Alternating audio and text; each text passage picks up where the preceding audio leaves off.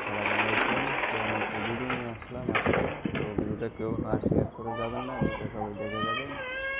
আজকে দেখতেই পাচ্ছেন ভিডিওটা, মনে করলেন যে এই যে বাচ্চা ছেলেটা গাড়িতে কেউ দেখেনি, খেলনার গাড়ি নিয়ে বাচ্চা ছেলেটা দেখেন রাস্তায় পড়ে গিয়েছে। সবাই ভিডিওটা দেখবেন, শেয়ার করবেন বেশি বেশি করে। যাদের ঘরে বাচ্চা ছেলে আছে তাদেরকে বলছি, আপনারা বাচ্চা ছেলেকে বিশেষ করে দেখে শুনে রাখবেন ঠিক করে।